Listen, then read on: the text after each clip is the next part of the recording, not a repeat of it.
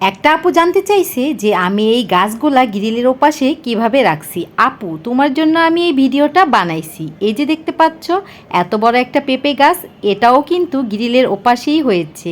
তো আমি কিভাবে এই গাছগুলা গ্রিলের ওপাশে রাখছি সেটাই তোমাদেরকে এখন বলবো। তো সর্বপ্রথমে আমি যে বাজারের সিমেন্টের ব্যাগগুলা থাকে না, ওইগুলার ভিতরে অল্প কিছু মাটি দিয়ে তারপরে ওই ব্যাগের উপরে দিয়ে আবার পলি ব্যাগ দিয়ে দিছি। পরে গ্রিলের এপাশ দিয়ে যে লম্বালম্বিভাবে ফাঁকাগুলো আছে ওখান দিয়ে ব্যাগটা ঢুকিয়ে তারপরে আমি গ্রিলের বাইরে রাখছি।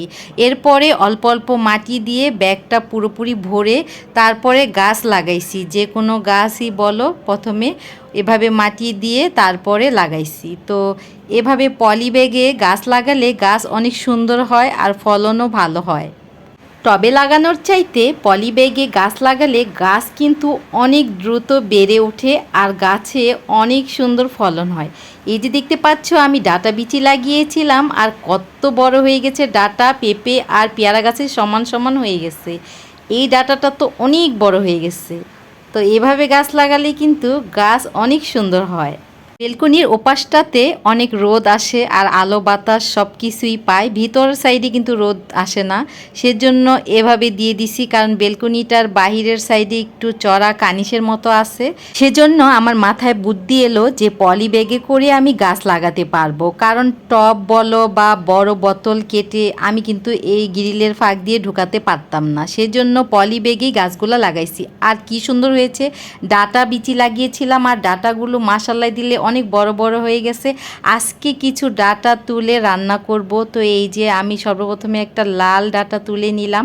এই ডাটাটা কিন্তু লাল শাকের বিচি থেকে হয়েছে, অনেক বড় হয়েছে। আর বাকিগুলা কিন্তু ডাটা বিচি।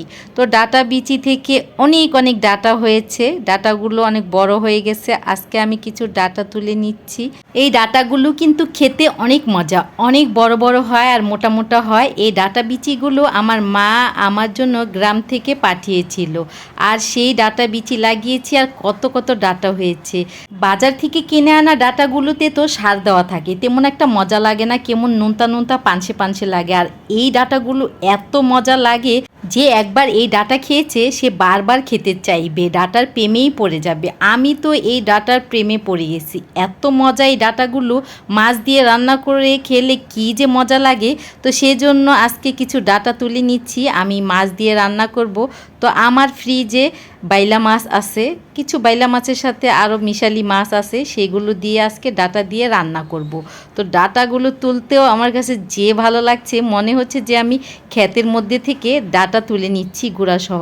মাটিগুলো একটু ঝেঁকে ঝেঁকে তারপরে ছাড়িয়ে নিচ্ছি, কারণ ডাটার গুঁড়াসহ অনেক মাটি উঠে আসে। তো মাটিগুলা আমি একটু ঝেড়ে নিয়েছি। আর এই যে কতগুলা ডাটা তুলে নিলাম, এই তো এক আটির মতো ডাটা তুলে নিয়েছি। আর এই ডাটাগুলো দিয়ে এই যে ফ্রিজে বাইলা মাছ ছিল, সেই বাইলা মাছ দিয়ে রান্না করবে। এই মাছগুলা কিন্তু যখন আনছিল তখন অনেক তাজা ছিল। ফ্রিজে রাখার পরে মাছের কালার কিন্তু অন্যরকম হয়ে যায় আর তাজা থাকে না। একটা কাঁকড়া এসেছে ছোটো। তো এই মাছগুলো এখন আমি কুটে নিব।